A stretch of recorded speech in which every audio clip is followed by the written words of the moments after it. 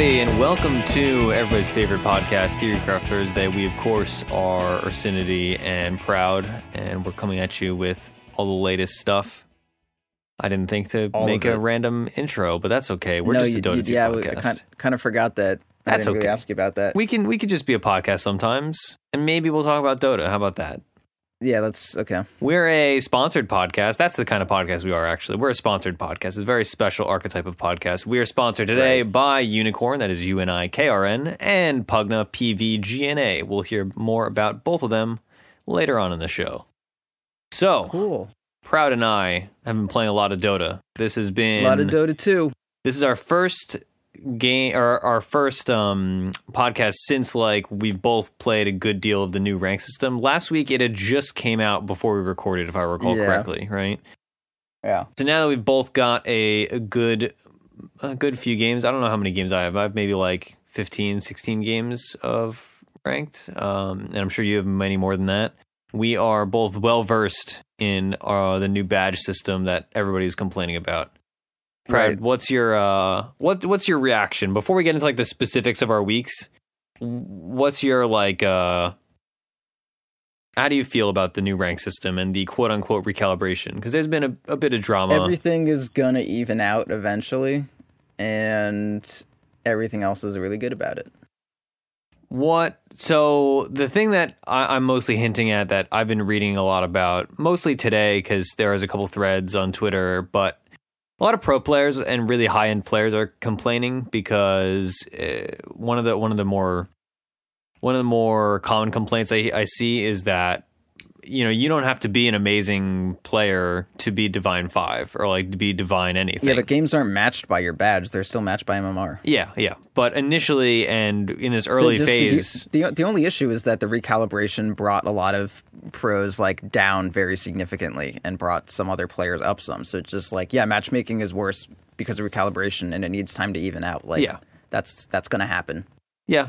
Okay, that's all I had on it. It's not an interesting it's not an interesting conversation, honestly. It's it's always interesting. It's going to even out. It's always interesting to me because the most vocal people and the largest voices in the crowd are pro players, and they have a very stilted version of events, basically, because they play in such a small pool where it is, just so insular. And then you get random normal people that are, 3K MMR, 4K MMR, 2K MMR, whatever, that just bandwagon and say, oh yeah, the system's terrible, all my favorite streamers don't like it, so therefore I don't like it. So regardless of it being a simple problem that'll get fixed just through the nature of how ranked systems work, it has been something of a hot topic conversationally that I've been seeing around town, so to speak. So I'm glad we found the simple solution. Whatever. How's your experience? It's a fine criticism to be oh, it shouldn't have brought us down as far as it did, because then there wouldn't be this problem. Yes, or true. It should have brought. All right, we're done. Yeah, or it should have brought other people down similar. One of the. Well, that's not the weird thing. The weird thing is that people who had 10,000 MMR weren't recalibrated around there. They were all fucking brought down. Yeah, and the fix isn't to make 5K players now 4K players. That's not the issue. The issue is that we just stripped MMR off only the cream of the crop. Yeah, and that creates a problem. And that's it's super simple and basic. That's it. Yeah. Okay. Good. I'm glad we're in agreement. So what has your experience been with the new ranked, both pre-calibration and post-calibration? Calibration was some of the worst Dota I've ever played. You played, I think, 4 games total with me, and half of them were ruined. And that's that. My solo games were worse. Pretty much, there was one game that I was going to win. We were stomping so hard, and then one of our Lich disconnected mid-team fight that we then lost, and then came back when there was a minute left, so we never got to sell his items and try to take an advantage off it. And it was horrendous. It was the one game that was just this is such an easy, clear-cut win, thank God, and then just fucking our Lich is gone. It was a fucking catastrophe, dude. I think it was about at the final score, 4 games had people just intentionally ruin the game because they didn't get their lane, and a few it just had people random something shitty and then we lose. And then there were 3 decent games, one of which was the one where the person abandoned, and then I went 1-1 on the decent games. It was a fucking shit show.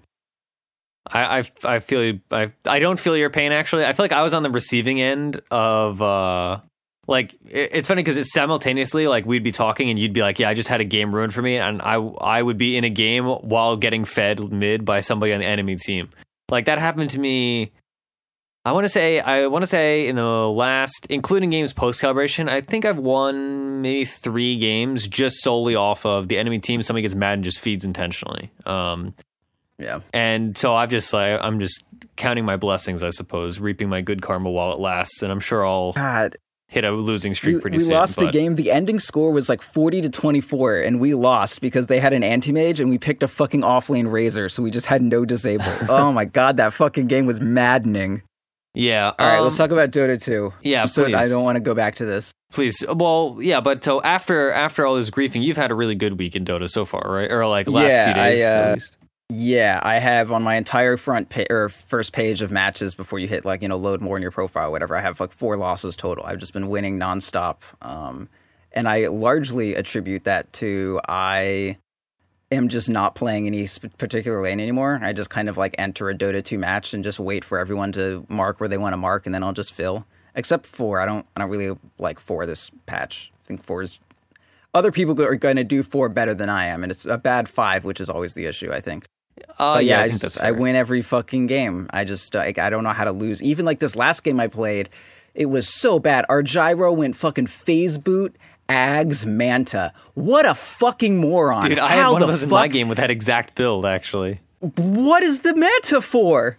What does that do? Oh, what is it? I don't know. Why is it there?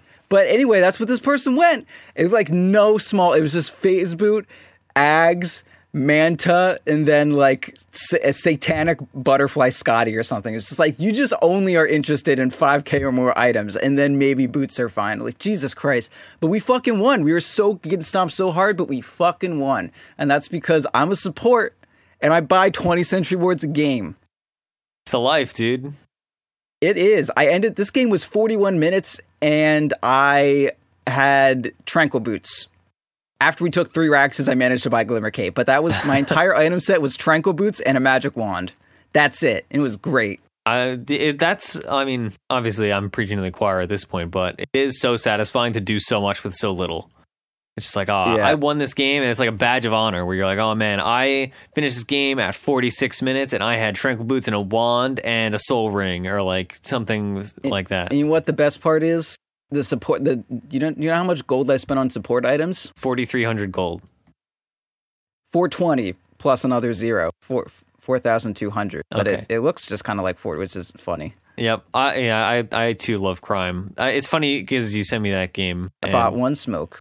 I've had a good time supporting recently. I just fill, and for the most part, I've actually had a surprising amount of core games. I found that maybe it's because like, all the rumors and there's all the rumors were that like, oh man, if you play support you're going to calibrate higher, and whether that's true or not, people were playing with support, I felt like, more often in my calibration games than I normally see.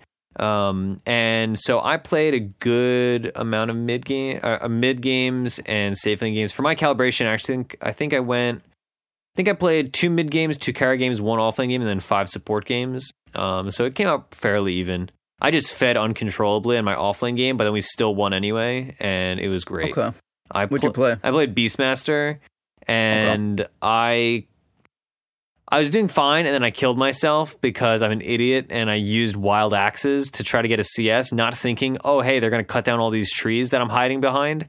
And then I just I literally, I was perfectly positioned in the trees. I was soaking XP, and I was like, oh man, I could get that creep. And then I just throw axes, and then 2 supports in the carry all converge on me, and I just die instantly. Huh? God, that was mortifying. Good. That was like one of the most embarrassing things I've ever done in my entire life. That's not good. Yeah, gosh.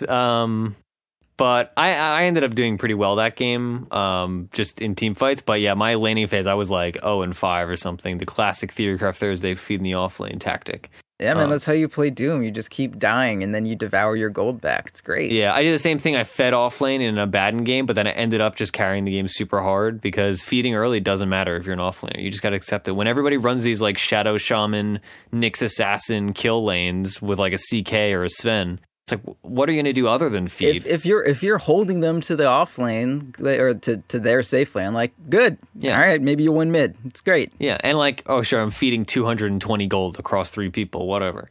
As long as you're ensuring their Chaos Knight is missing like 2 last hits, it goes down to like, they're only gaining like 100 gold, and fine, whatever. I'll keep both supports in the lane for 100 gold a minute. Yeah, exactly. Yeah, so that's, let's see, my week in Dota. After calibrating, like I said, I've just somehow, good karma, whatever, I've suddenly gotten good at Dota and I've been winning. I have not lost a ranked game since I calibrated. I've lost a few unranked games for varying reasons. But I've just been having a good time with Dota. Like, Dota's just been fun for me. Yeah. I've been playing a much more varied hero pool.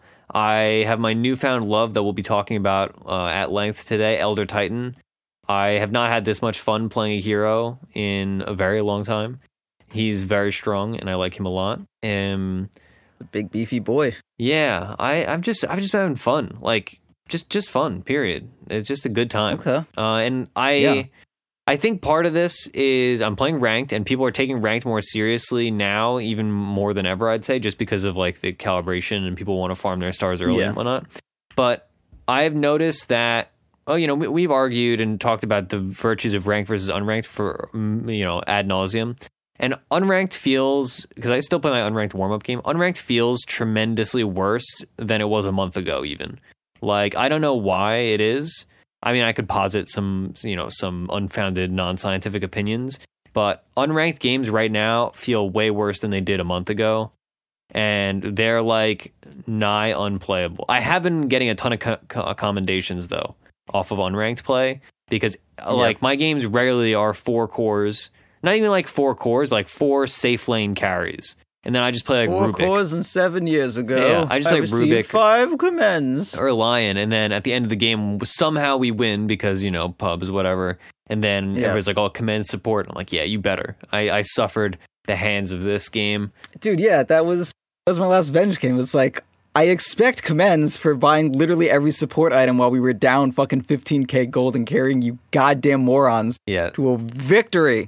That's what the advice should be. Every time people are like, "Oh man, I'm in dipshit children." Every time somebody's complaining about like, "Oh man, I'm in D behavior score. Everything's terrible." You should just rename yourself on Steam to be like, "I'll support give commends" or something, and then just play support for like 10 unranked games, and you'll get so many commends. And then you'll be an A with the rest of us, or normal, whatever it's called. So that's been my week in Dota. Wait, is your behavior skill thing normal? Well, I mean, I'm in A, but A, B, and C are all marked as normal. Okay, because mine says good. And it gives me the report. It's got a big smiley face, and it's not like, that. Good job, dude. It's not that. Okay. That's like your behavior score. The debug thing. Yeah, that's your behavior score for recent games, but your like overall behavior score bracketing is in the console or whatever. Yeah, that's listed as normal if you're an A, B, or C. Gotcha. Okay. So I'm so hyped on Dota right now. All right, let's talk about our segment for the week, shall we?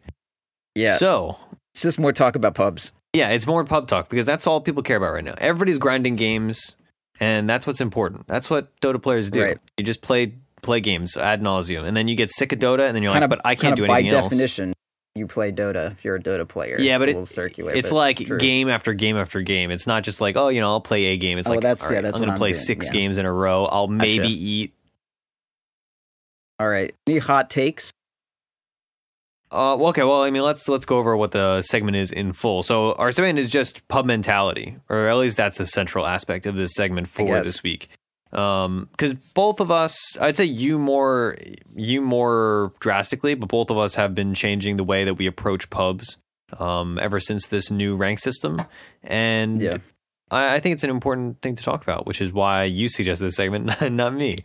So how has your mentality changed in your like approach to pubs? You kind of mentioned it earlier, but if you've seen my Twitter, you would know that I have reached a point of pure Dota Zen, where I've emptied my being of all carry-like impulses, and now I'm just this pure distillation of just Zen and inner calm, peace. Like, Ember Spirit would want to hang out with me, not the other way around. Like, that's how down low and just, what a good teammate I am now. And so I enter a game, And so there was one game that that really spoke to me. I was playing Luna, and I was not doing good in lane.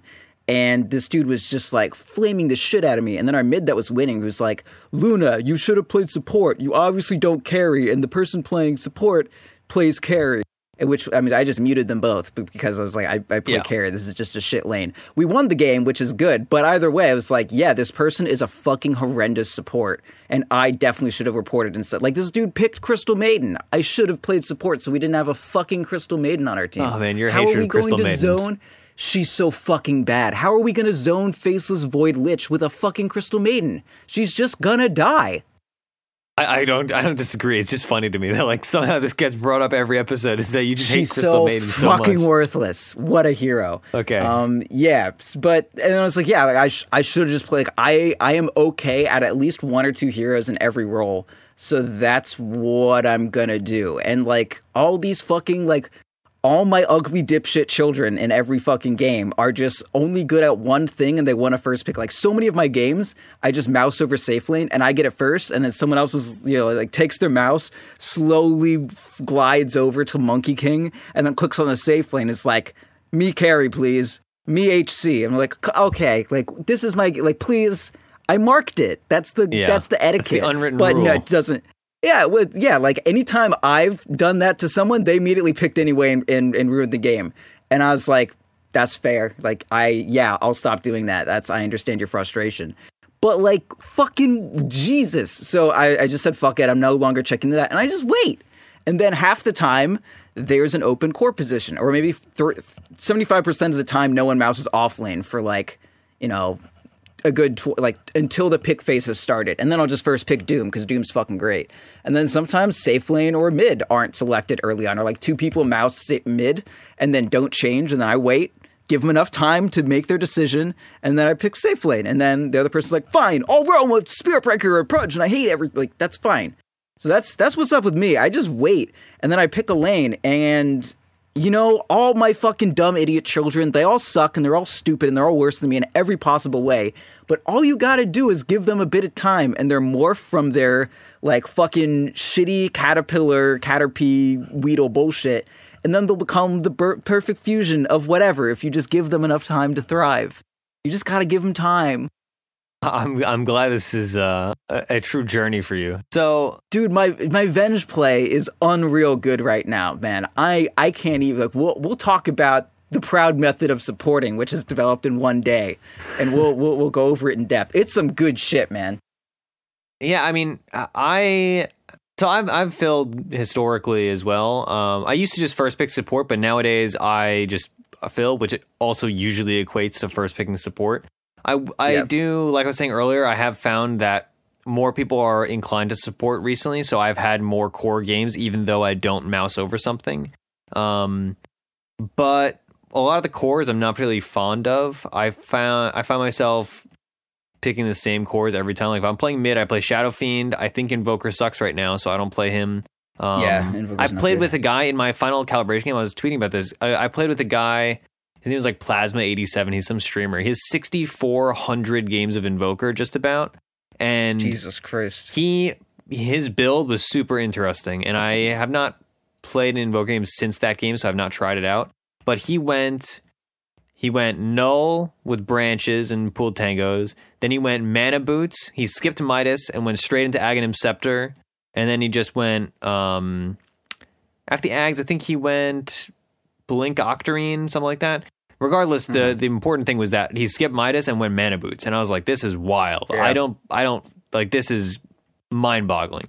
And he just kind of steamrolled everybody so much that fucking broke the taboo. Yeah, built mana boots on Invoker. I mean, I've seen mana boots on Invoker before to varying things, kind of like treads on Invoker. Like sometimes people do weird boot combos, but it was just weird. But it was really interesting. He did really well.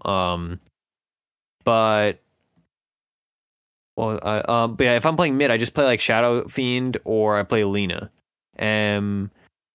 or OD. So my approach to pubs has largely just been playing ranked, which is, not new for me, but it's new for me, if that makes sense, right? Like obviously I have played a lot of ranked historically, but in the last few months I've not been playing serious ranked. I've been playing like joke Smurf ranked, or I've been playing unranked. or I've been playing party ranked, which similarly also a joke. Getting back into ranked is really nice. Like, I think a large part of my reinvigoration with pubs and with Dota in general is just that I'm trying real hard again. And because of this recalibration, I've had a lot of really good players in my games that are like, and I've also had some absolute idiots. But I've also run into games where like somebody's like, yeah, I used to be 6,700. I'm like, oh, okay, that's cool. Yeah. And he's not even the highest MMR in the game because like the new calibration system is all wonky. So yeah. I've had a lot of cool stuff like that where it's been very fun to try really hard again. And like I've been reading way more on like the Dota wiki and looking at all these like weird little interactions, looking more at Dota buff guides. And it's been nice. After my kind of Dota malaise, I'm now all reinvigorated to really grind up MMR. And like, of course, this is also spurred by my winning streak, which once I start losing, oh my God, I'm sure I'm going to hate ranked forever. But yeah, most likely so. Do you have any little progressy trick things that you've started doing recently that you can pick out? But I have a couple things where I'm like, okay, I've started doing this thing and it has been like an improvement. I'm kind of forgetting some of them now, but there are like certain trees on the dire safe lane, you know, the set of trees below the tower. There are like a bunch of ones that you can just cut one tree and get through. Yeah, and there have been so many fights where I've just like done that on like just instantly, and it's like turned everything. Or my support is getting ganked, and I'm just like whoop, cut tree, and then I'm there, and it's good. I don't have to fucking walk all the way around waiting for my quelling blade to like cool down or some shit like that. That's been like one thing I've been doing a shit ton. There was something else. What was it? Yeah, I don't know if there's like one specific thing I can pinpoint that's like more general. There's been a lot of like hero specific things that I've been noticing that has been nice. Elder Titan, of course, because I've been playing him mostly, but like on Shadow Fiend, learning little nuances of where you can place raises pretty well. Or I played a few Witch Doctor games because he's decent right now, or I shouldn't say he's decent. He's good right now. And there was a lot of nice, small nuances there. I've been juking a lot better. I think that's one thing where instead of just like resigning my fate and dying, I've had some pretty sick jukes through like trees, especially with the new tree changes. Like, in my most recent Elder Titan game, I had a really cool juke where similarly right around Dire tier 1 top, you know how there's a small camp and there's a medium camp right behind it and there's an outcrop of trees right in between that? There's some cool little juke spots in there that, especially at nighttime, are incredibly deceptive. So I had a nice juke through there when I was like... Oh, that's cool. Yeah, I have no idea about that little set of trees. I just know it's there and I haven't, like... Yeah, I think most people don't know you can go through it. But I had no fucking idea. It's one of those times where I wish I had like a global, carrot space created that I could spam. Because they rotated like a Shadow Fiend and a support and the offlaner all to try to kill me. Do you do the all chat good game? No, I don't even have that. Oh, I love it. It's so fucking cheeky. I try not to be cheeky. It's not. I don't look at it as like flamey. I look at it as just like a fucking, like, we all play Dota and we know these fucking events. And we're just like, God, like, Jesus Christ, man. It's not like, it's super fun though. Like, someone just like gets away from 5 of us. I'm just like, good game. Like, fuck. Or if I do, I'm like, yeah, fuck it. Good game. That was funny. I'm glad that you brought that up because this is something that I actually like, I guess I was repressing, but playing ranked has made me into a much worse person. I didn't know there was further you could go. This is probably not too surprising to you, Proud, but maybe to some newer listeners. I am generally a pretty relaxed person in unranked, and I don't flame. And I really try hard not to flame, especially because, my name on Steam is Ursi, and my thing that I always say is I would never want somebody to listen to a podcast and be like, oh man, that guy flamed and yelled at me in a pub. That being said, I'm an incredibly angry person in ranked now, and it's... Or like the stress manifests itself as me just like yelling at people, not literally yelling, like typing yelling. But I almost never use mic. But I really hate that I do that, and I really try to avoid it. But man, ranked is like it's taken a toll on my mental state as like a being. It's like every game, there's so much more on the line. Even though with the new system, I don't have as much ranked anxiety, especially because. Let's see, right now I'm like 5183, I think. So I'm not at a break point, and you're not going to lose 5K if you have a 4-game lose streak. And even if you do, like, I'm still, you'll still have the badge. Exactly, I still have my badge. Whatever. So it's like, whatever. but it is still like I think partially because there's something of an acclaimed, like if you're in a game like this, statistically you are a really good player at Dota 2, and that mindset makes me even more angry because it's like you're supposed to be a good player, but you're playing Gyrocopter and going phase boots and Aghanim Scepter and Manta. Like, what? If I was you, I would have yelled in that game because, like, I noticed when we were like, okay, this guy's going Ags. Some people like Ags. Ags Maelstrom into Satanic is not a terrible build. Some people like it. And then I click on him and he's going Manta. And I just like, I hit enter and then I like hit caps lock and I started typing and then I hit escape. And I hit enter and I started typing and then I really tried and then I hit escape again. I was like, fuck it, it's done. Like, I can't stop this. I do that I just need to give this fucking shithead another 10 minutes of perfect goddamn warding and only tranquil boots in my inventory and just a fucking naked upper torso with no armor, any protective equipment whatsoever, and give this guy enough time to build another item that will actually do something. Yeah. And I did, and it worked. Yeah, it's basically that. Like, especially playing support, it feels even more like, I brought this up like a week ago or whatever, but I played a Naga game and I got my Safely and Ursa like 9 kills in the first 9 minutes. And then somehow he still throws away this game, and I'm like, I literally could not have done anything better for you. It's like that's the issue with like when someone picks a carry that doesn't scale, because you're like, it's on you. Like, I can't affect this. I can't just wait until you kill everyone. It's on you. Yeah, God. Yeah, so I'm like self-aware and I'm really working on it, and I have not been as bad again because I'm on a winning streak. But man, during my calibration, there were a few games where I was just like, I am so mad at this stupid game, looking at a monitor alone in my room. This is like, I have high blood pressure because you idiots don't know how to play this game properly. You probably would have died if you had my games. Yeah. Oh, yeah. I mean, I would have. You were in a couple of them, but only for party. Yeah, and I don't care about party. But yeah, so I've just become like a less happy Dota player, even though I've been enjoying Dota. The lows are much lower and the highs are much higher. So I'm trying to work myself out of that. And I'm sure like that'll even out once I've gotten back into the swing of things of like playing enough ranked that a loss here and there doesn't matter. But God, yeah, it's been like I've had to reflect pretty seriously about just like my flaming, which I try to keep to the end of games so it's not like negative to the actual game state. But some games it's so clearly lost. I'm like, you are the worst player I've ever seen in my entire life. Also, I rationalize everything. This will be my last comment because it's pretty non-productive.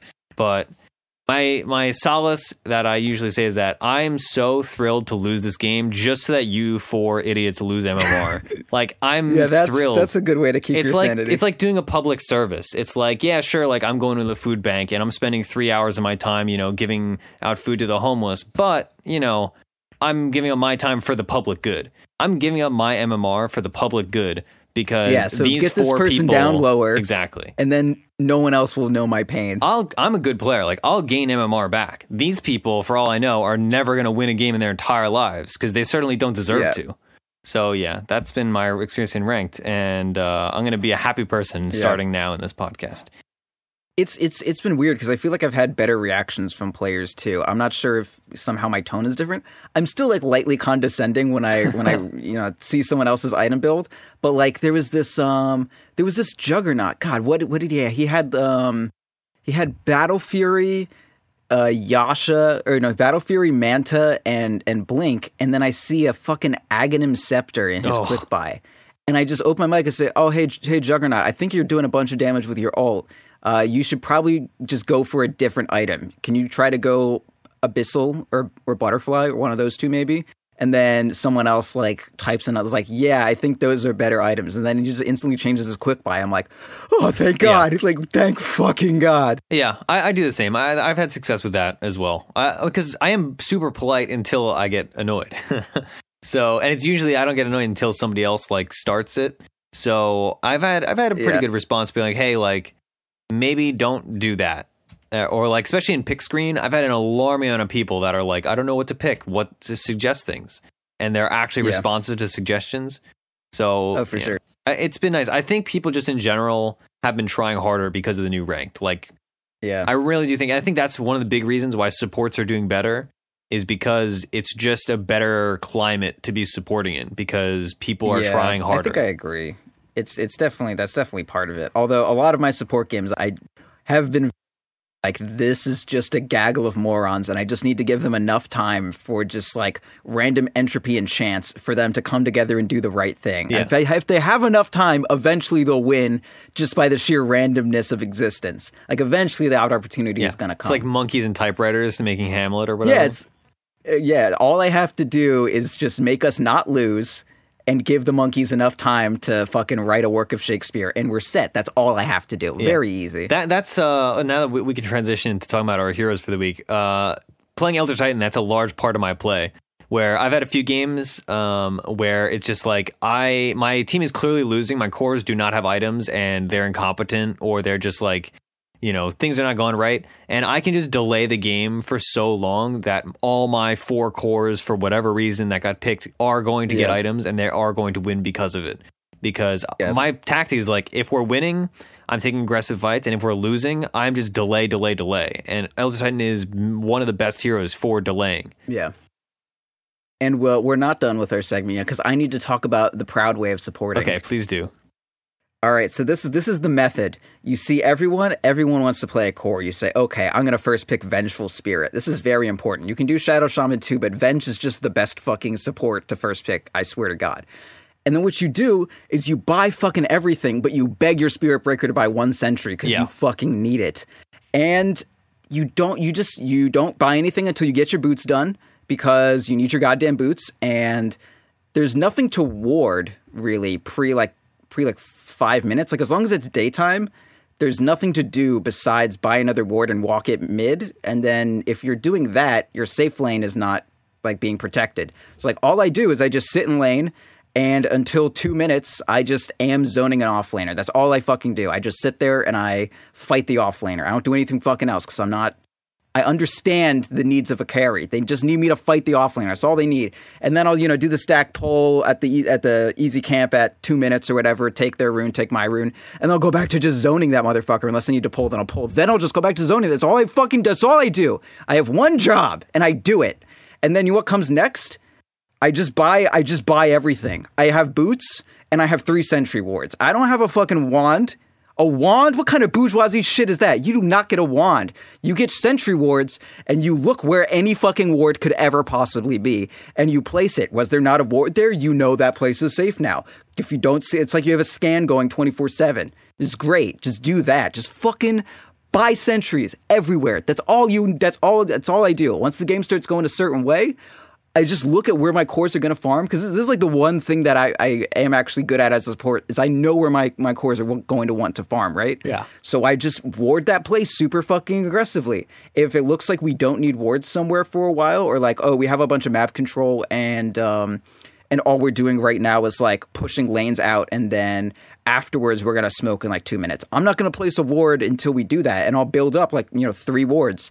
And then once that happens, and I know where my carries are going to farm, I'll just like, whoop, whoop, whoop, just put up like three wards, and then line them all with sentries too, so you don't get like dewarded instantly. And then just put a sentry where they might get ganked. Just don't fucking buy items. You don't deserve them. You're a support. You don't get items. You get tranquil boots. Yeah. And you buy sentries. That's all I do. I'm like, in my positioning, all I'm doing is I'm sitting behind what I think is the most vulnerable core, or standing wherever I don't have a ward to place so that I fucking die instead of someone else. Like, I tanked like 3 or 4 smoke ganks just by walking somewhere in front of my carry, and then they got away, and I was just like, I'm venged. Like, my illusion's now hitting you, and your clarity got canceled. You piece of shit. Call that a victory. It's great. Yeah, dude, and like, I still buy consumables. Like, I bought 3 clarities at like 35 minutes, not for myself, but because we kept finishing fights, and Gyrocopter would only have like 25% mana, and Void would be pretty low. And I would just like, all right, I'll just clarity my boys up after a team fight. That's fine. I bought a salve just to have, and hey, after we finished Roche, Faceless Void was like, I gotta go back to heal. Like, no, buddy, I got you. I got a salve. Why do I have a salve? Because I'm a fucking support, and I don't have a heal. But I have a salve. I couldn't buy an urn, but I could buy a salve. It's what you do. Being charitable with clarities is actually game changing. That's definitely something I've noticed myself doing more often now, especially in ranked. Is where in unranked I'm more greedy. I'm like, man, I might need this. Like if I have 3 clarities, I'm like, I might need one of these later, so you can't have this. But in ranked, I'm like, hey, you just got to kill. Good job, champ. Here's a clarity. You use Papa Clarity Yeah. on like either your other support Dude, or your mid or whoever, and they are thankful for it because they sure are not buying them. In this last game that I played with that Venge game or whatever, my Zeus got dumpstered mid. And when I walked to give him a ward, he was, walking to buy his mana boots. He had 2% mana. I was like, here's my clarity. I'm going to walk back to base because I'm low on everything anyways. And I don't need this clarity right now. And I'll gain 50 gold by the time I get there. Here, take it. And then I bought him a tome and boom, my dumpstered Zeus went back up. And now he's a full hero again. And what was I going to do with that? I already had swap. Was I going to gain another -1 armor on my W? Who gives a shit? I'm fucking worthless. I'm a support. No one cares about me, especially not me. Especially not your team. Yeah, well, that too. But yeah, that's just all they fucking do. And it's actually super fucking fun because I just sit there and I stare at the minimap and I'm like, fucking, God, who's that? Zach Galifianakis or whatever with that gif where he's got all the fucking numbers flying everywhere and he's trying to figure some shit out. Yeah. So I've just got that going on, and I'm like, where is the most likely place that this person is going to roam here? And then I just figure out where I need to place 3 wards. I get my defensive perimeter set up, and then I place 1 aggressive ward where I figure that they aren't, and then we're just protected on all fronts. And then I just watch my babies grow up. And it's beautiful. I'm just sitting there, just Zach calculating the whole time, what's gonna happen? What's gonna happen? I need to think with my hardest thoughts. I'm like fucking Winnie the Pooh, think. But I'm getting there, and it's dope. I'm happy for you, Proud. It's awesome, dude. It's a great life. And then you can just play Doom if you don't want to do that, and then you just fucking kill their carry, which is a really good way to make them not want to play Dota 2. Yeah. All right. Okay. So let's hop into our heroes, shall we? Fine. So, my hero that I am having quite the tryst with is Elder Titan. I have had more fun on Elder Titan than I've had on any hero in a long time. I have been playing him as a 4. Some people play him as an offlane. I've not tried that yet, and I don't really plan on it, I'll be honest. Yeah, I think that's bad. I don't have a lot of insight, but I think that's bad anyways. Yeah, I think there's a place for it because Elder Titan is a good counterpick to certain comps, but in general, yeah, I think he shines as a 4, and as a 3, I would usually rather have other heroes. That being said, some people are really good at it, so, whatever.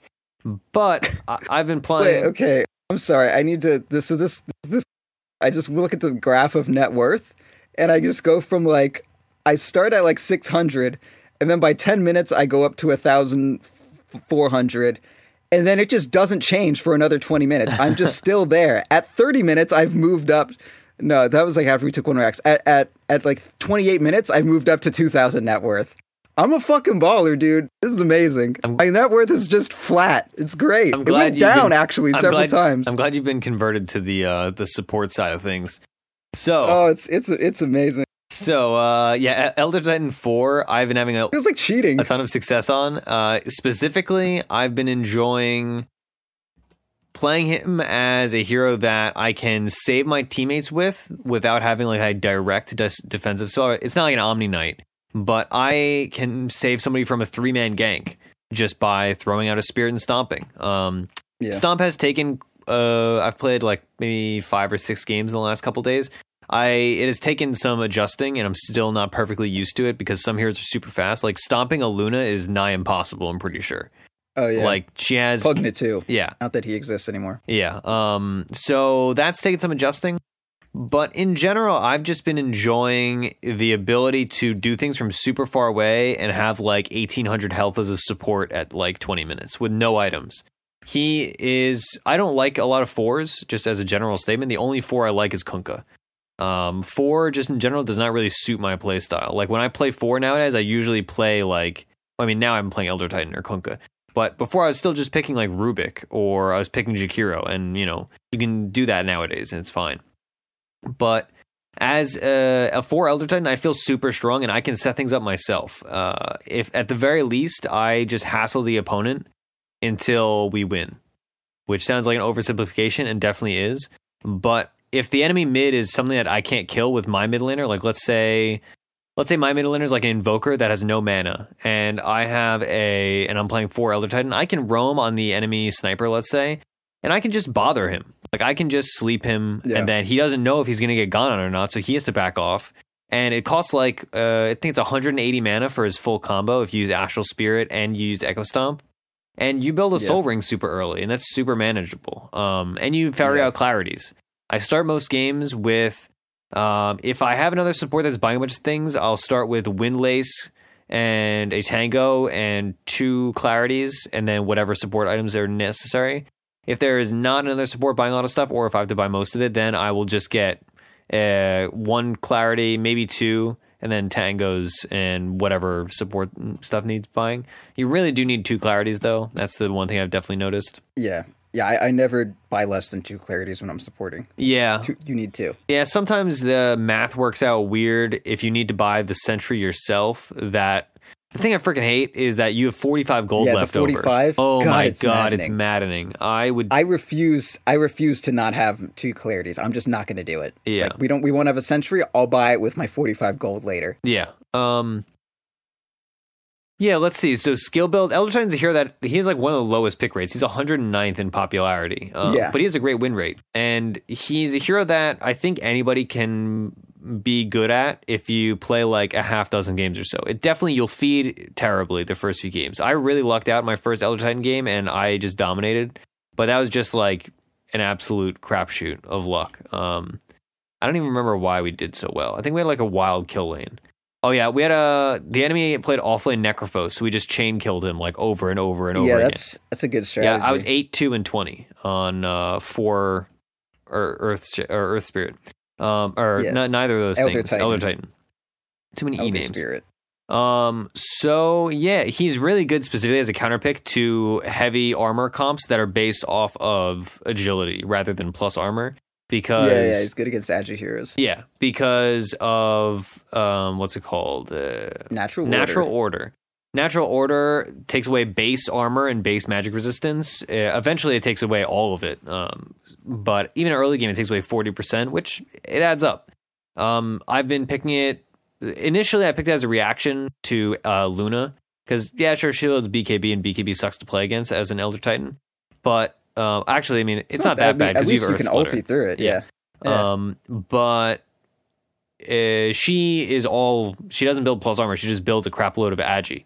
And similarly, like people are playing Morphling a ton. Morphling isn't going to build armor. He's just going to build 1,000 agi and then have 1,000 armor because of it. But you take all that away. So have like a Bassi, and that's it. Yeah, exactly. And you get like Saint Inyasha has risen so much. So like we see a ton of Shadow Fiend. I counterpick a Shadow Fiend until he builds an AC. He doesn't have any plus armor. All he has is agi. Right. So it feels super, super good. And I think there also is, as there is with other heroes that are low pick rate, people don't expect this to come out. Like they don't know how long your stomp's going to be. They don't know how much damage you're going to do. They may know, approximately. But, even up at like 5K where people have thousands of games, people still are like, I haven't seen this hero in 20 games maybe. I haven't seen this hero in 100 games. I'm sure they don't play around natural order at all because I forgot that thing even existed in this game until you mentioned it. And I was like, oh yeah, that guy hard counters add to heroes. Forgot about that one. Yeah. Like, that's pretty strong. It's wild strong. And also, he doesn't build necessary items. That's one of the really fun things one of the reasons why I've been enjoying this hero so much is that he has a super malleable build. So the only real core item that a lot of people get is Yule's Scepter because you can Yules and Stomp. And also it's just good like mana regen and stats and all that. Move speed, yeah. But in general, I've just been doing whatever the heck I want. As long as I build my core set of items of Tranquil Boots. You have a fucking Necro Book this game. Dude, I built Necro Book in almost all of my Elder Titan games. It's my Necro's good, man. It's my like big secret Elder Titan item that I'm telling you is good. Yeah, I have not seen. It's a great strength hero item. It's amazing for strength heroes. And you have to build it on a hero that does not need other things. And most heroes need other things. They need a Blink Dagger. They need an Magnum Scepter. They need whatever. But Elder Titan, he doesn't need anything. All he needs is a Soul Ring and Tranquil Boots and a wand. Maybe refresher. It's like the only.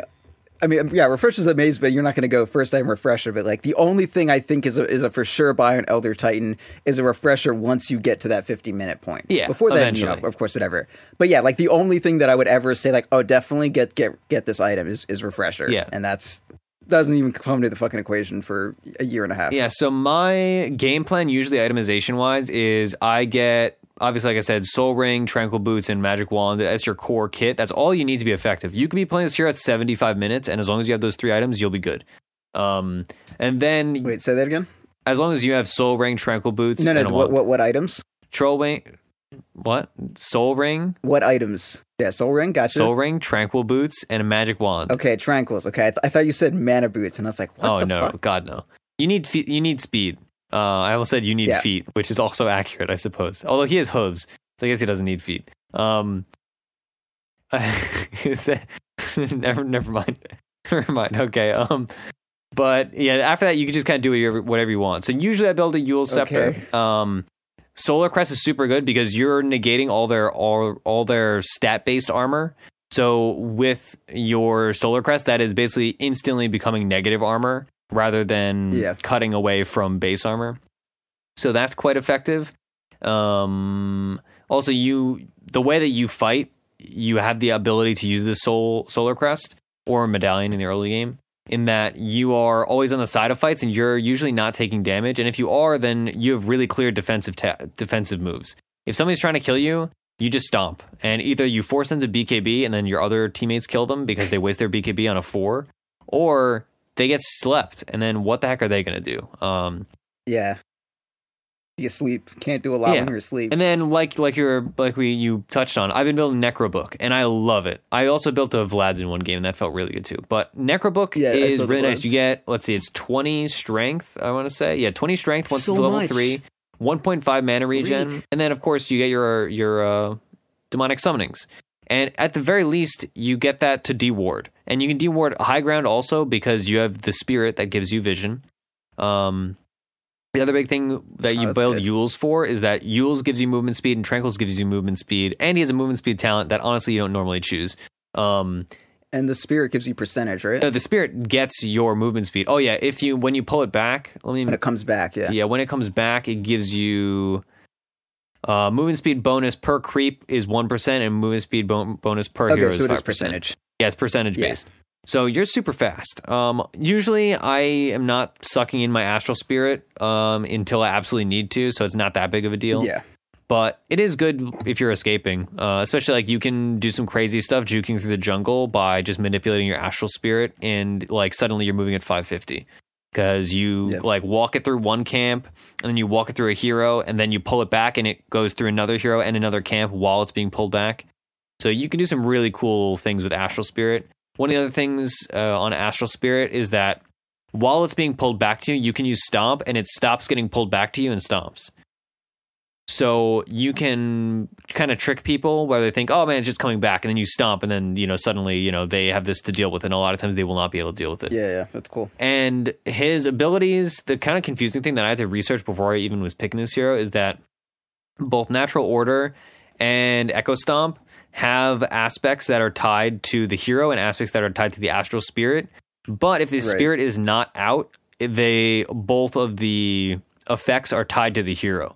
So in a fight, if an enemy hero is around you, their base armor is reduced by 40, scaling up to 100%. And then if they are around the spirit, their magic resistance is reduced by 40, scaling up to 100%. But if the astral spirit is not out and they're around you singularly, both of those things are being reduced just by you. And similarly, Echo Stomp deals mixed damage. It deals physical damage from the hero and magical damage from the spirit. But if you do not have the spirit out, it deals both kinds of damage from just the Elder Titan, which is one of the reasons why I've been getting Echo Stomp at level 1. And you're a pretty fast hero, especially if you start with a Windlace. And it's 140 fucking damage. Yeah. And 70 of it is physical, so that's like going to deal a lot in the early game, depending on the matchup, of course. And then the other 70 is magic. Sure. And then the threshold for damage they increase. That's one of the big reasons why Elder Titan feels way better now. Is that the wake up damage threshold starts at 50 and scales up to 200. 200 is a lot of damage that you can kind of wait for. So if there's accidentally a dot or something, they're not just immediately going to get woken up. Yeah. And it sleeps people for super long. It's not on the tooltip at all. Yeah, it's not. It's on the wiki though. Dota tooltips notoriously liars. Right. Yeah, sleep duration is 2, 3, 4, 5 at different levels. So 5-second sleep is incredibly long, and it's not like Bane sleep where you can wake people up. The only way to be woken up is by an enemy, or I guess by like a purge. I don't know if it's purgeable. You can probably Abaddon that shit off. Yeah, Abaddon, whatever. Oh yeah, dispellable with strong dispels. So yeah, strong spell only. Gotcha. And you can do this basically every time you have your spirit out. It has an 11-second cooldown. So theoretically, somebody can be slept for 5 seconds out of every 11. They're only awake for 6 seconds at a time. And then, of course, combos, it sets up perfectly with a ton of heroes, sets up perfectly with Earth Splitter. It's just great. I just have been having so much fun with this hero. And he has a lot of hidden nuance that is very fun to spam and like dive into. Whereas other heroes, I'd be bored if I played them like 4 games in a row. But Elder Titan, I'm like, man, I want to play the 5th game right now. Yeah, he's a good boy. Yeah, so that's Elder Titan. Yeah, you max Stomp first, and then depending on the matchup, I will either have 2 point Stomp, 1 point Astral at level 3, or I will have 1/1/1 if I need to have. If they have like a high armor hero that I'm ganking, or a high magic resistance hero that I'm ganking, then I'll get a point in natural order early. Offlane Ogre. Then I would get an Astral, then I would get Echo Stomp. Jesus Christ. And then I would get Natural Order early. Yeah. But if I'm against, like, I don't know, what's an offlane that doesn't have a lot of, like, Doom. Timbersaw. Timbersaw gets all his armor from plus armor, from reactive armor. So you don't actually get that much. That being said, I actually love Elder Titan against offlane offlane Timbersaw, because I actually had this matchup recently, and he would try to chain away, but he would always time it poorly, and I would always sleep him mid-chain. And it was so satisfying. Timbersaw feels real good right now, by the way. Sidebar, I hate that hero. He's so good. Yeah. I always get people like third pick a Timbersaw, and then they have a bad lane and complain about it. Like, what did you expect? Yeah. What was going to happen? There's some bad lanes, but the hero feels good at the moment. I'm very scared anytime I see a Timbersaw on my lane, unless I have a Skywrath on my team. Okay, or just an absolute kill lane. But yeah, that's Elder Titan. I don't know if there's any other things that I've not talked about on him yet. I'm just kind of like... No, it sounds good. He's just super fun to experiment on. Whereas other heroes, like if you're learning AM, you're doing the same thing every game, you're just getting better at that same thing. Elder Titan, I'm like learning something new every game. It feels like when I first started playing Invoker, kind of. Just like...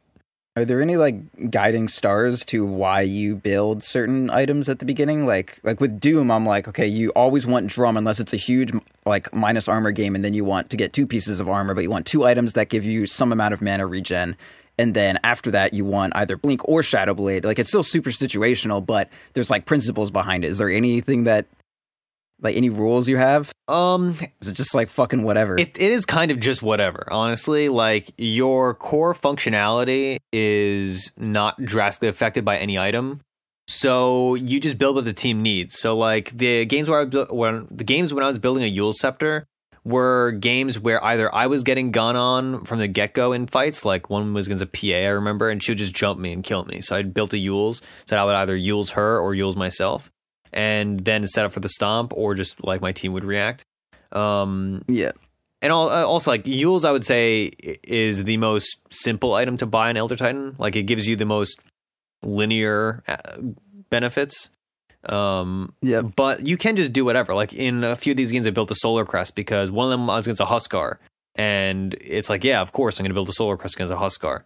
But if my team needs a Vlad's, I can just build a Vlad's. If a team doesn't need anything, I actually didn't build Urn in any of these games just because I had other supports that were doing it. But would you? Well, the thing is, like, since you're building Soul Ring and Tranquils, and of course, like, Hello Wards and all that, I don't find the money for Urn until it's late. And also, I'm usually far back in fights. Yeah, see, this is the kind of information I'm looking for. Like, okay, so Urn's not on the list. Of course, you're never going to build Mech. Fuck that item. Yeah, Mech sucks. You could go Pipe. I guess you go Pipe. Yeah, Pipe's definitely good. And like Urn is okay if I'm building a Spirit Vessel. Drum I built in one of my games. Drum? That's one of the more common items. I usually skip it for bigger items, but that's just because I'm a big... Drum's not that great, pure utility-wise. I love Drum, but I don't think it's good. On like, yeah, it's like only good on Doom, honestly. Yeah, I just kind of build it and I'm like, oh man, like this is nice, but I would rather have spent, all this money on something else. Would you go Helm the Dominator? I'm not a Helm the Dominator fan, just in general. I'm sure you would go Helm the Dominator if you play this year. It seems fine though. Yeah, some maybe. people toyed around with Meteor Hammer, but honestly, I think that item's bad. Yeah, no, fuck that. Yeah, so I just been building Necrobooks because I love Necrobook. It's so good. Let's get Dominator, Pipe, Vlad's, and just everyone heals forever. Yeah, his Aghanim Scepter is good. For your team. His Aghanim Scepter is good. It disarms, So if you're against like a comp that's like a Luna and a Terrorblade, just disarm all of them at once. His ult does take the most getting used to of anything else because it is very hard to time and very easy to dodge if it's poorly timed, if that makes sense. So that'll take a few games for certain, but it's very, very strong if you're good at it. It's very satisfying too because it's very loud and very large.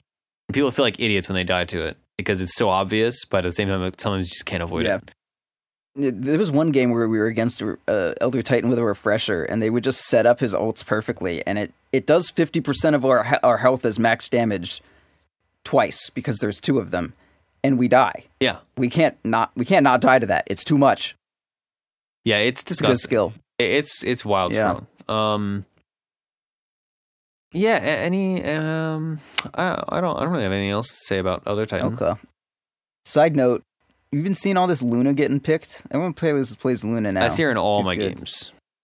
Yeah, so here's the counter. It's Terrorblade, in case anyone forgot that's the counter. It's also the counter to AM, so just pick Terrorblade every game, basically. Yeah, Terrorblade's pretty good. Yeah, there was a team I was against. They picked Luna Shadow Demon first 2, and then I just, I begged someone to pick Terrorblade, and they're like, oh, I can't play it. And I was like, swap me, please, just please. And then they did, and they went mid with the Queen of Pain I already picked, and I took Terrorblade, and they would disrupt Luna, and then she would manta, and I would press Q, and just a fucking nuke would go off, and everyone would just be on the ground. It was great. Oh yeah. Anyway, play Terrorblade against Luna. Okay, so I'm playing Gyrocopter. He's really good with Mask of Madness, and homing missiles, great.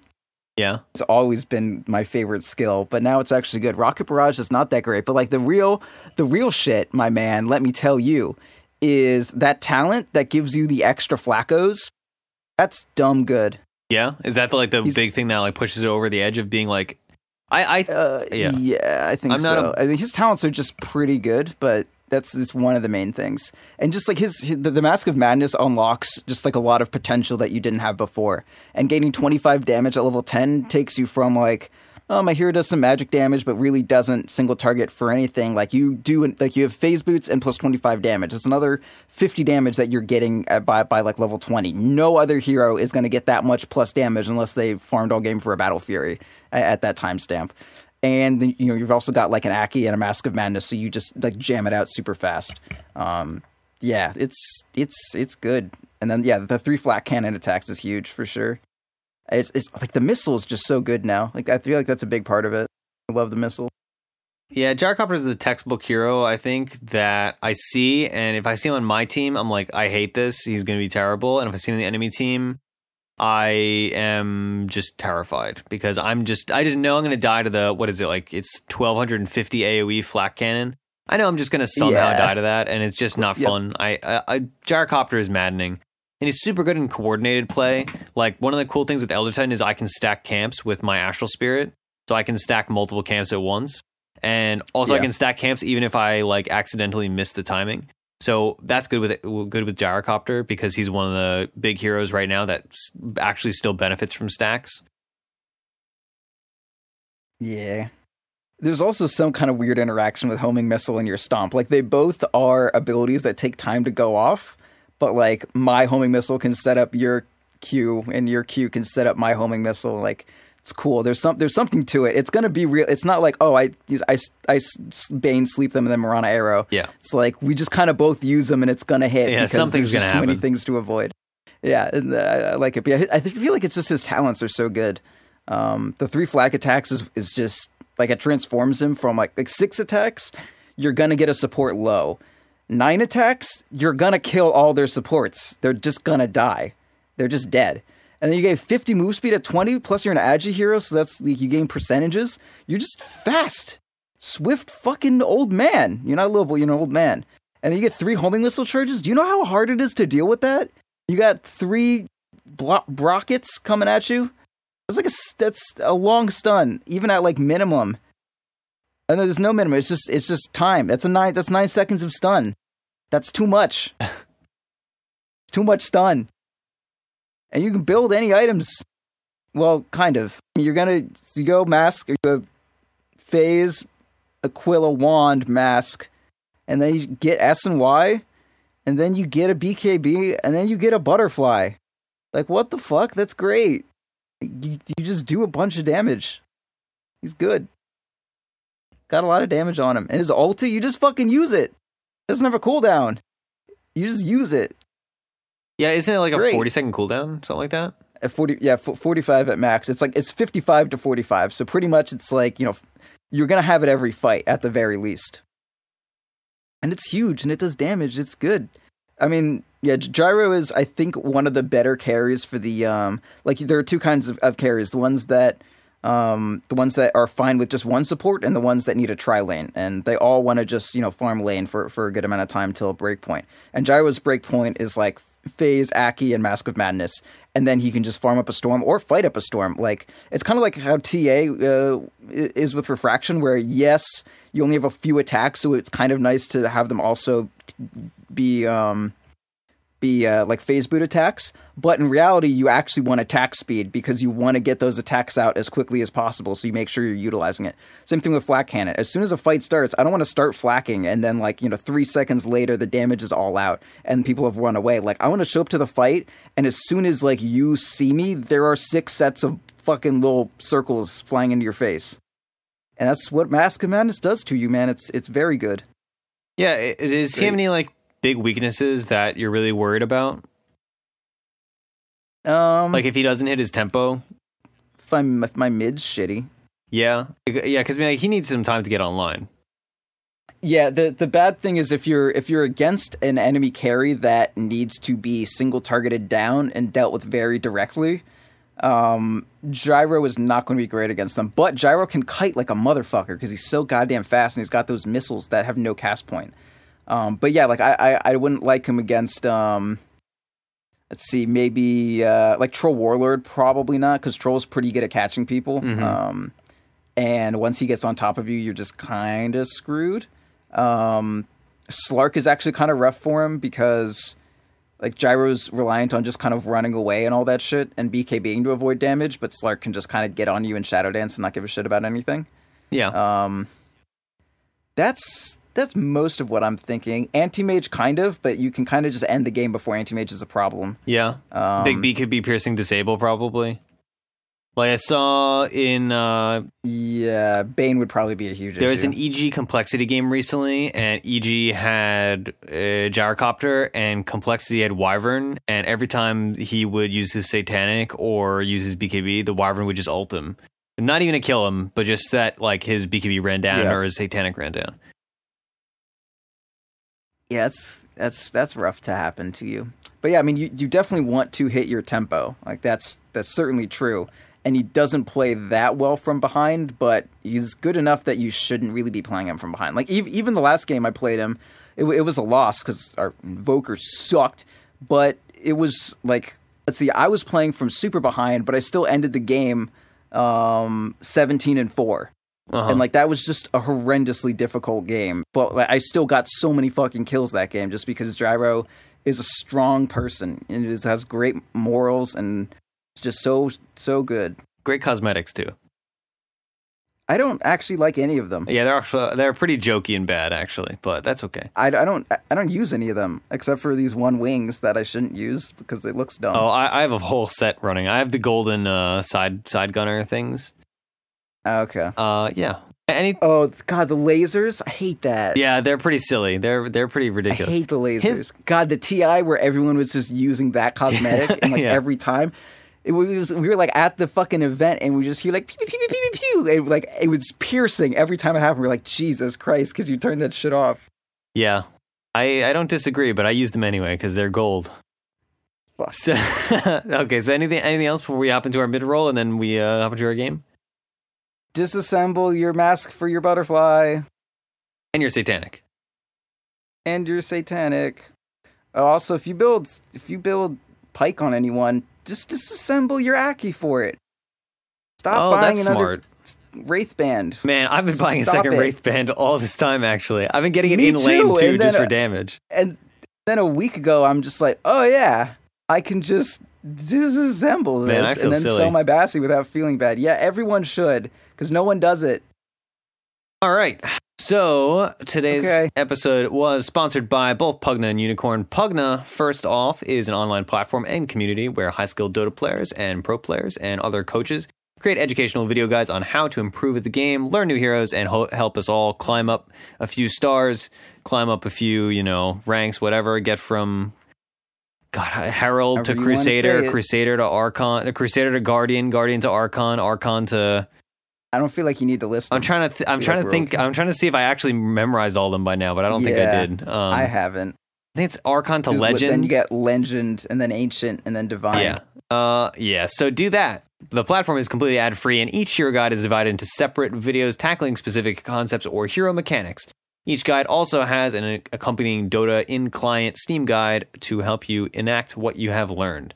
There's plenty of content for players of all skill levels to learn from, so whether you're just learning the game, you've played a lot, or you are a complete veteran, you can brush up and learn something new. Like I've been perusing a few guides here and there, especially there's this one guy that I can't remember the name of that plays Invoker really well, and he was making some interesting cases for different talents.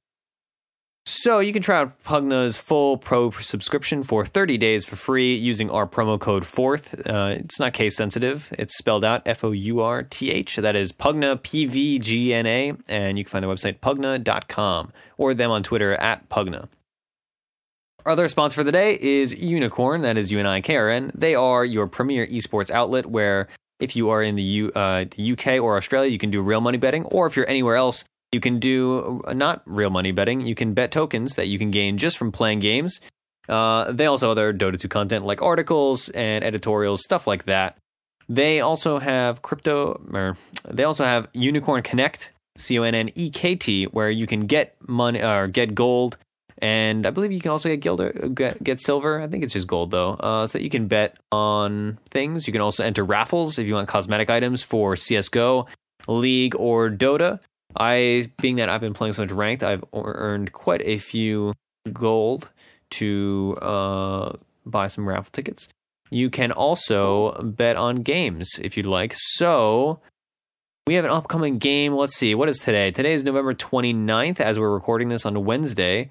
There's a game, let's see, on the 1st, I believe, which is EG versus Secret that I think let's see. Let's see. The odds were pretty even. That's why we want to talk about this game. Because both of us have been watching more Pro Dota, or at least I have, because I kind of got into a lull of Pro Dota, but I've been watching more again, so it's fun to pay attention and try to learn, because even the pros seem to be in something of a mess of, like, I don't know, they're still figuring things out.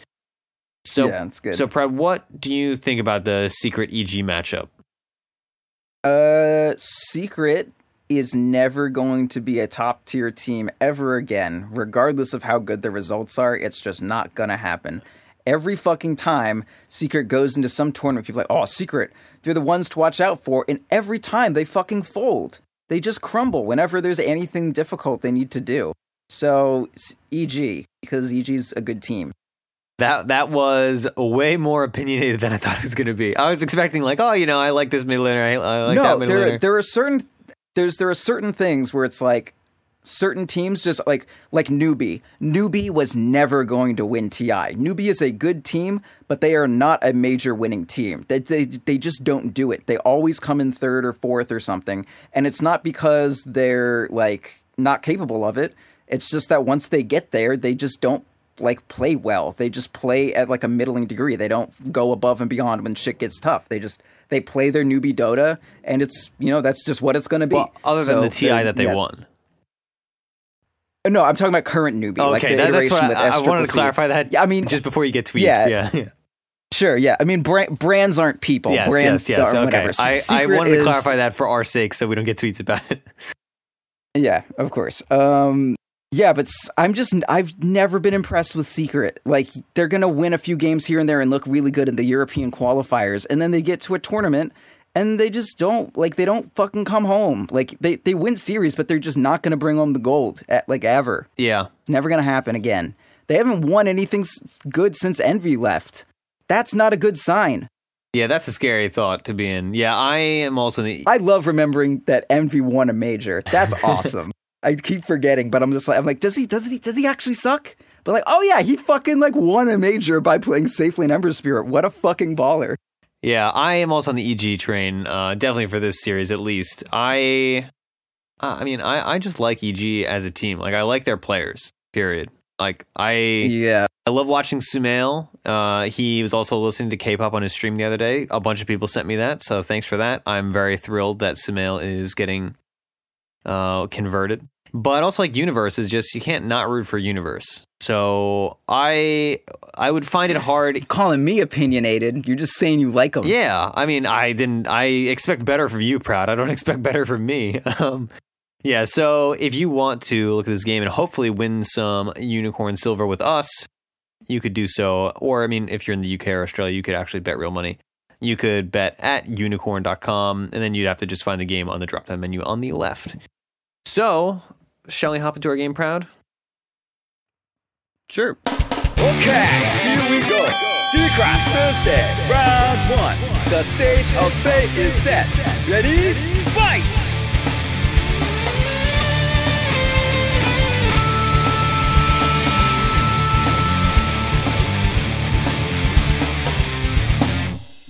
Dota sucks, actually. It's actually not a good game. Well, there's always next time. All right, hello everybody, and welcome back. As you can tell from what is becoming just the standard interlude music, technically we do have a second version of that, but we'll never use it at this rate. We have just finished our game of Dota 2, playing Elder Titan and Gyrocopter. We ended up losing, but I will say it was a more competitive game than previous weeks, or the last couple weeks. It was all right. It was. We had our issues, obviously, and that's why we lost. So let's get right into it, shall we, Proud? Yeah.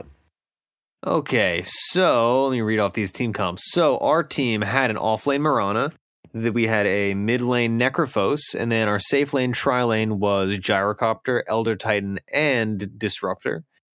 The enemy team had a safe lane duo lane of Witch Doctor and Lifestealer. They had a mid lane Death Prophet, and they had an off lane duo lane of Batrider and Nyx Assassin.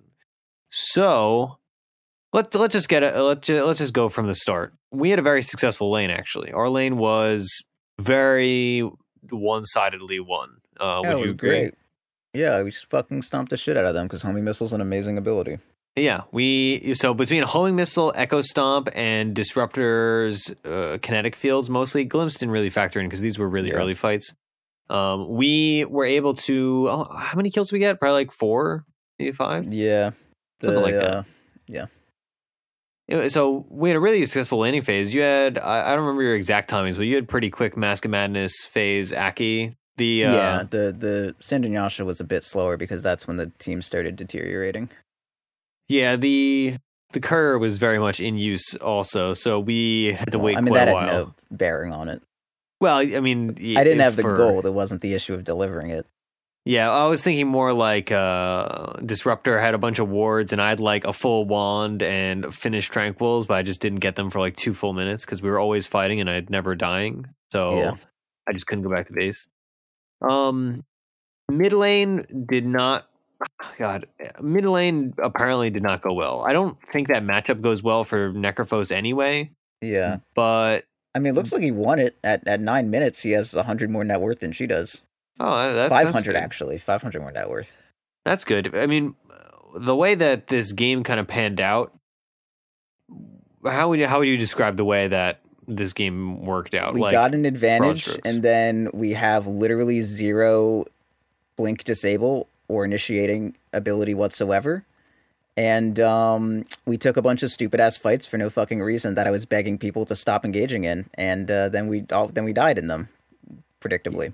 Yeah, we kind of just that's how I would describe this game. It's like one of those games where you're ahead, and then there's like a 3 to 5 minute period where you just throw it all away, and you're like, all right, we're screwed now. Yeah, officially. It was pretty bad. It was a pretty bad time. Yeah, so let's talk a little bit about like team comp issues. So you pointed out our team comp's core main weakness is that we do not have what many would call a traditional offlaner that you rely on for blink initiation and stuff like that, right? By traditional, we mean good. Yeah. Mirana fucking sucks. I love Mirana, right? She's the shittiest offlaner that has ever happened. I don't entirely disagree, but I do love Mirana. She's a good mid.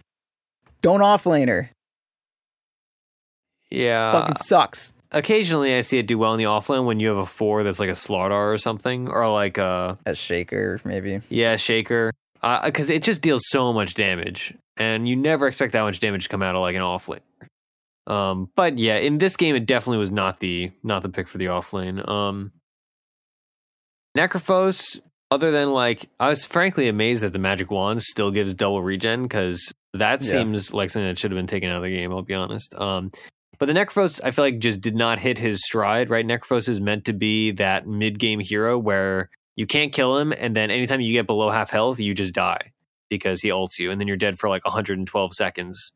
Yeah. But he didn't really hit that point. Like at end game, he was 10, 10, and 12, which for a hero that gets a lot of kills natively, since your ult kill steals and doesn't die ideally, it was... that's not a happy KDA. As much as KDA is kind of a garbage stat in Dota.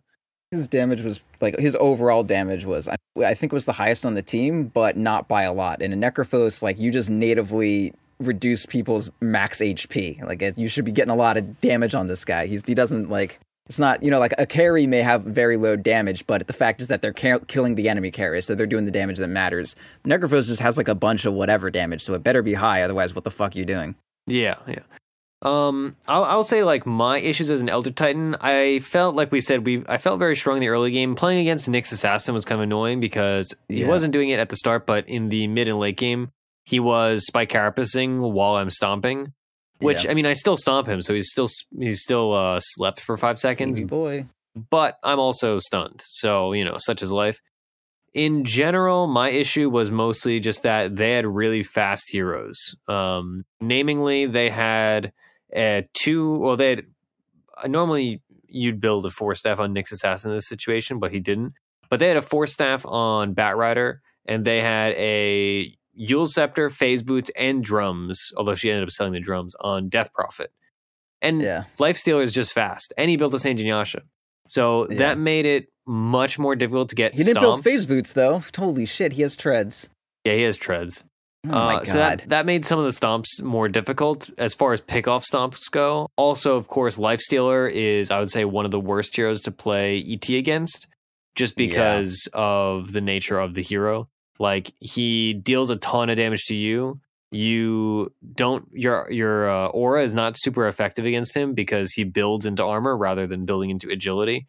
And on top of that, obviously, he can just rage and not get slept. The only kind of thing that hurts him is that he gets hit even through rage with Earth Splitter. That being said, he's super fast, so it's very relatively easy to dodge unless you really set it up. We kind of had a wombo combo that I actually kind of like in a different situation, where I like Disruptor with Earth Spirit. Jesus Christ, Elder Titan. Elder Titan, yeah. Because Kinetic Field locks them in, so I can basically guarantee a Stomp or a Earth Splitter. And that was a pretty cute interaction. I like that as a 4 and 5 support duo with a different offlaner, though. I would have liked to see an offlaner that has team fight, or maybe not even team fight, maybe just like, a centaur, like an axe. Any sort of snap disable, because like I'm in the replay now and I'm watching like every fight. Lifestealer like walks up to us and then we have like 5 channeling abilities that are going to stop him, and then he's like, okay, all right, now I'll press Q. And we're just sitting there like, well, that's the game. And like with Death Prophet, we can do nothing to stop a DP from using in the middle of us killing her. Just nothing. Yeah, oh my God. That was a last pick Lifestealer, it appears, too. So they really knew what they were coming for. Yeah, last pick, then they had swaps.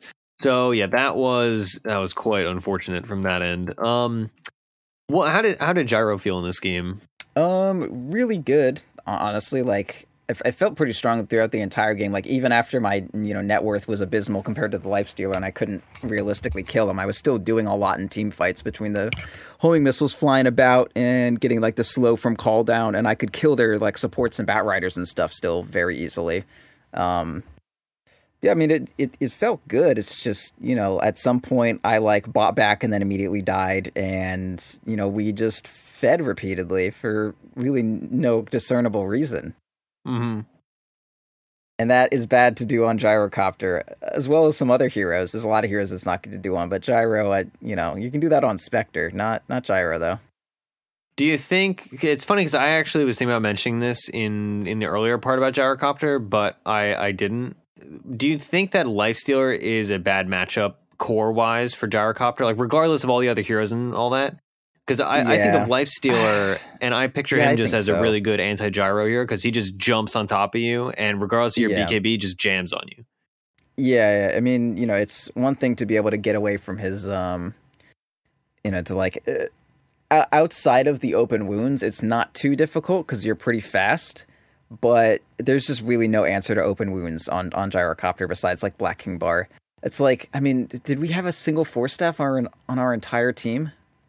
No. Yeah, I don't know, dude. This game was wild. We're against a fucking Lifestealer and there's just not even a single 4-staff. Like, yeah, I was trying to work on I finished an Aether Lens on our Disruptor. What the fuck? Yeah, that was his first item. Initially I did Tranquil with Soul Ring, Magic Wand, and then I built a Yule Scepter, which felt pretty effective. It was good counter initiation because I could precast it on the Batrider. That was pretty nice, and it was good because the Death Prophet didn't even build a BKB, which is kind of wild considering she's against a Death Prophet. But yeah, she had all the time in the world to pre-use everything that we were doing to her. That's true. And then I was working on a Lotus Orb because I was thinking that would be good to remove silences and remove the open wounds from the what's it called? Yeah, I mean, from Lifestealer and Batrider Lasso.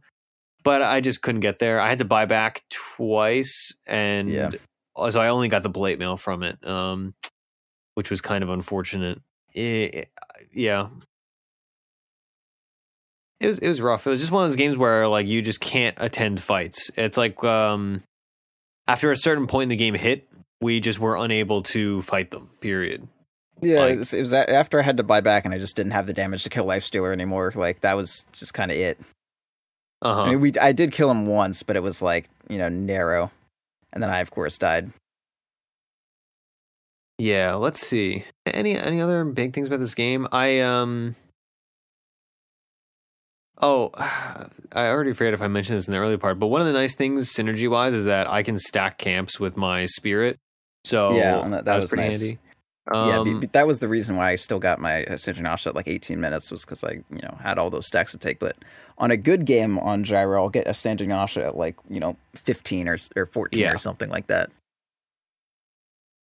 Yeah, it really wasn't that bad a game for me, honestly. It started out great.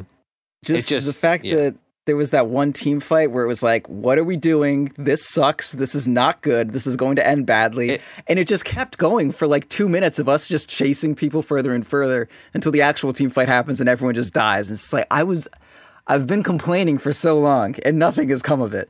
Yeah, it was one of those, like the classic, we should put this on like a shirt or something because it's the classic tenet of Theorycraft Thursday, but you always say a death is not an initiation. Well, that fight, death is like not we really started losing was our Disruptor bought a gem at like I want to say 18 or 19 minutes. No, that's why we fucking lost. We invested in a gem and immediately gave it to them. Yeah, and so he gets picked off, right? They like smoke in the jungle, or Nyx gets in. Well, Nyx can't get him because he was invis. Regardless, somehow he dies, and then instead of us all running and saying, "Oh darn, we lost a gem," we tried to like counter initiate, but it obviously was not good because we don't have any immediate stuns or anything like that. So it just went horribly wrong. Then we lost that fight, and then the game just fell completely apart from there. And then we kept just getting picked off. We had a couple bad smokes, and I'm a very conservative player when it comes to smoking, but our smokes really did not feel good because again, like team comp wise, we're not good at smoking unless like if Disruptor had a blink dagger, that would be the only way I could conceive of smokes being good. Yeah, because like Yeah, like I mean, I suppose theoretically we could like blink with like Necrophos could blink and ult somebody when they're at 100% HP. Great way to use our Necrophos. Exactly, like that's how screwed we were. So yeah, that's that. Yeah, Any other God, standouts honestly, fuck everyone who plays Mirana as anything but a mid. Honestly, like, what are you doing to your team? Is it worth it? No. People like Mirana.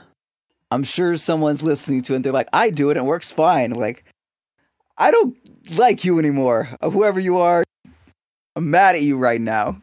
I'm not mad at you, kind listener. I hate you. I don't. I like Mirana too, and Mirana's infectious. Stop giving me money.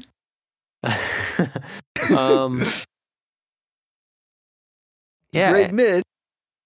And oh God, I'm kind of tapped, honestly. I feel like it was an okay Earth Spirit game. Or God, it was an okay Elder Titan game. Yeah, he's a big beefy 4. He's an Earth guy. Yeah, it's just so hard, dude. There's so many Earth heroes and so many Shadow heroes. Yeah. So whenever I'm playing either of them, or either category, it's just like I like Shadow Fiend, Shadow Demon, Shadow Boss, Shadow whatever. Yeah, Shadow Boss is actually really good this patch. Yeah, just like Earthman. He's my favorite hero. It's just a mess altogether. Anyway, yeah, that's been the game. I don't really have anything else, I'll be honest. Hopefully next week we can win and show off the music that we made like a month and a half ago at this point. Yeah. We've both been winning so much Dota too. Like this I'll is some just kind of play Venge sick support cosmic next joke. week and we'll just get it. We'll win easy because you can't lose with that. God, I like, oh God. And just before this, I played a game in the middle, like, because we took a break from recording. I played a game, I was like 11, what was my end score? Like 11-3. I was beyond godlike playing 4 Earth Spirit. And I was feeling so good. I was on a high. And then this game happens. I'm just like, oh, okay. I guess this is just how the game works. Gosh, yeah. All right. Such is life. All right, let's do some quick plugs and close this out, shall we? Or do you have anything? Well, I haven't talked at all about talents. My skill build on Gyro because not everyone, especially you, not everyone knows. I was surprised. Yeah, so I guess if you've been living under a fucking rock, the hype thing to do on Mr. Gyrocopter is you max homing missile. Rocket Barrage is for idiots who don't know what the fuck they're doing. So stop getting it. It sucks. Comparatively. So level 1, I just get homing missile. And do you know what I do? I press W, I click on an enemy offlaner, and then I just let my support do their job, and I just last hit. This is great. And I just keep doing that. You know, like do it once at level 1 and then, save it. Level 2, you can get Rocket Barrage if you really want to. And then level 3, you get a second point homing missile, and then you just spam it. You just keep going. You just keep doing it. And they'll die. I'll have to leave the lane. It sucks for them. Like, we're against a dual lane and we still kill them all. That's how great it is. At first, I was doubtful because I was like, man, Rock Barrage is so much damage early, but then it really did shine in our lane. It was quite good. And with all the CC we had, it set up very well. Because traditionally, the reason I'm always doubtful is I just think of Rocket early having it just like goes and goes and goes, but then it doesn't deal enough damage and they get stunned within the safety of their tier 1 towers, like super early game. But in this game, they were getting stunned, after being stomped and after being kinetic fielded. And it actually did lead to, I want to say, a few kills. It was nice. I liked it a lot, actually. It was good. It's good. It's great. But yeah, so the skill build, you get, it's like, I think it's fine to be like 1-2-0-0 at level 3. And then after that, you prioritize maxing Rocket and then secondary on the on your flak Canon. And that's the skill build. As far as talents go, this boy, you get damage because that's the only way you're going to be doing damage is by getting damage. It's how that statistic works for this hero. And then after that, you're going to get the flat cannon attacks because it's most of the reason why this hero is good. Then you're going to get 50 move speed because moving fast is way better than this cooldown bullshit.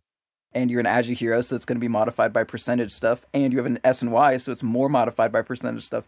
And you're going to build a butterfly, which has an active, makes it more modified by percentage stuff. And that 25, take a guess, bucko.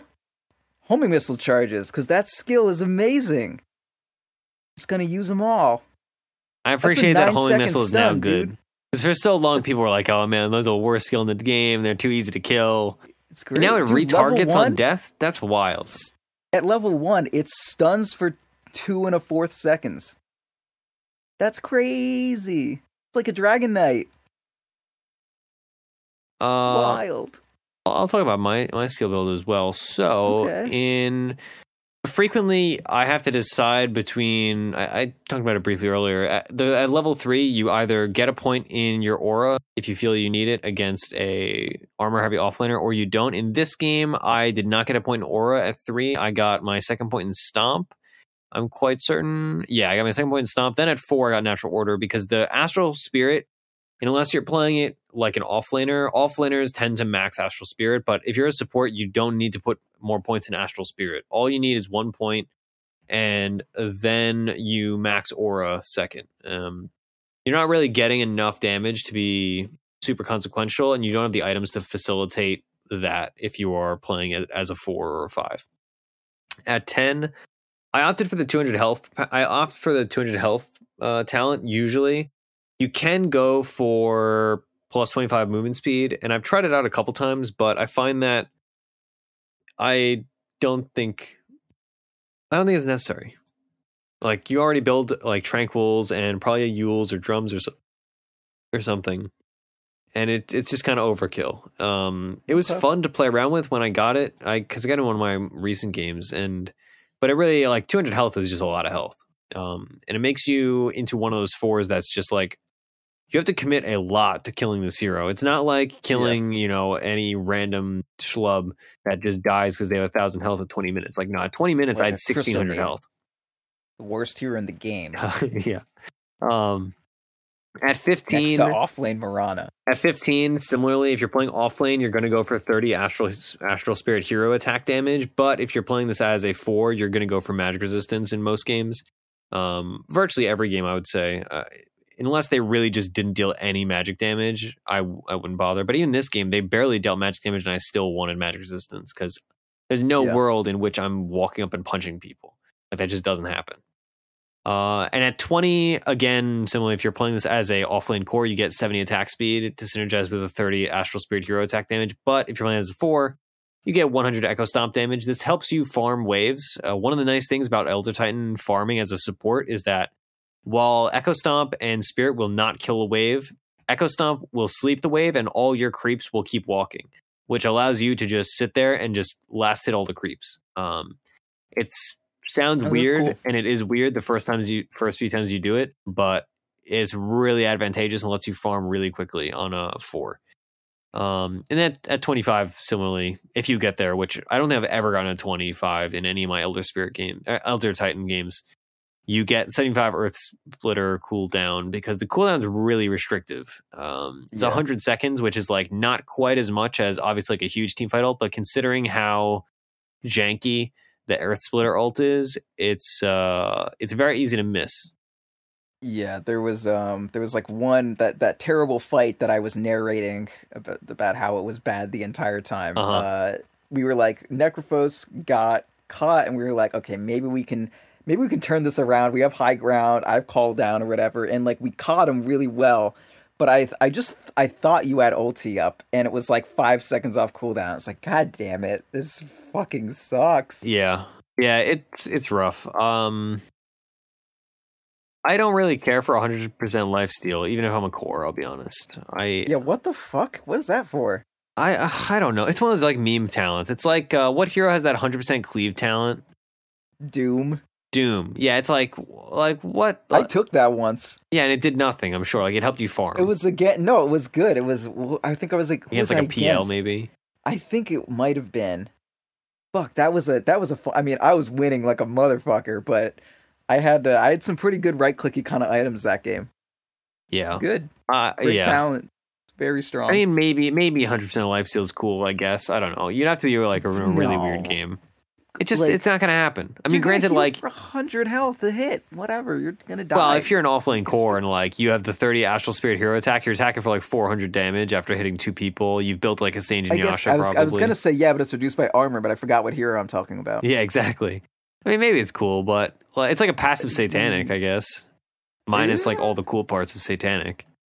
like 50 damage. And lifesteal stacks, so you could have a satanic and this, and you could have my goodness. You could be regenerating like Necrophos. 200% damage per hit. That'd be pretty interesting. Yep. I still don't get that ever, but it's fun to talk about briefly. Yeah. You'd have to be in a very bizarre game to get that ever. And even then, like, having a 25-second Earth Splitter cooldown is so strong. Anyway. Yeah, what the fuck? That's great. That's been Dota 2. Any closing comments before we do plugs? I need to talk about the starting items on Gyro. Like, we know the build, right? Like, You have a Phase Boot and a Wand and an Aki and then a Sanjin Yasha and then a BKB, then a Butterfly, then a Satanic. That's Gyrocopter. Well, fucking welcome to Gyrocopter. But the starting items on an Agi carry? What even are those anymore? I'll tell you what they are. It's a fucking circlet that's going to go into your Aki later. And then 3 branches, and that gives you 5 stats. Whoo Nelly, what a set of stats that gives you. And then you're going to get a clarity because mana helps you use your skills, which are exchanged for goods and services. Mm-hmm. And then you're going to pick up a tango because you need to not be dead. And then a mango because wand is the only item you can finish at the side shop, and we got to get something, right? So you get that, and that's all your gold, and then you finish a wand, and you say, but Proud, where's my salve? And I'll say, on the courier if you really need it, but you got a wand from minute 0. You're set. You're fine. Manage it. And you have an extra branch too, like chomp on a double tango. You're fine. You don't need a salve. Don't waste your gold. Yeah, it's nice having that really early wand. Even in a lane like we were building up quite a few charges because we were against a Bat Rider. But even in lanes that Bat Rider's not there, it's still a lot of regen. Like, it really does add up. Yeah, I was thinking, because, I mean, it's what, 0.5 extra regen you get from turning the mango into a wand? And so what, it's like 800 seconds would equal a salve. Obviously, salve is good because it's like, boom, salve. But, you know, it doesn't take that long to equal out a salve. And plus, you get the wand charges to balance it out, too. And, like, you're just trying to break even here. Like, it's good. If you get a wand early, it's good. And then you just, you buy boots, and then you try to finish phase boots as fast as possible, because you don't do any damage on this hero, actually, and it sucks. So get phase boots quickly. And then, get your Aquila and your Mask of Madness and, figure it out. All right. So, if you want to follow us, contact us, yell at us, tell Proud how much you love Crystal Maiden, or how much you hate the term Do Nothing Hero, you can find us on Twitter at Ursinity and at Proud Dota, and our show is at Fourth Spirit, as always spelled out FOURTH Spirit. You can also see us on YouTube if you choose to do so and watch the VODs. That is youtube.com/Fourth Spirit. You can check out our Patreon, patreon.com/Fourth Spirit. We're still very close to that Dark Souls goal. That'll be fun to do. Probably hit that in December and then have our first episode out. What are we at? Let's see, what else should we plug, Proud? Our Discord, discord.gg/Fourth. The Pugna promo code from earlier is pugna.com. Well, it's not a link. You just go and you type Fourth. Our sponsors, of course, were Pugna and Unicorn, UNIKRN, and Pugna, PVGNA. What else, Proud? Anything else? I don't think there's anything else. There's probably other things, but whatever. No. Okay, well, goodbye, everybody. I wouldn't call Mirana a do-nothing hero in the offlane, because she does manage to make me upset. I'm glad she gets that category. All right, goodbye, everybody. And if you lose, well, just blame Theorycraft Thursday, because we are apparently a show that never won a game in my life. All we do is win, except for now on the show. We lose. Yeah, we have negative synergy. Good God. Party Q sucks.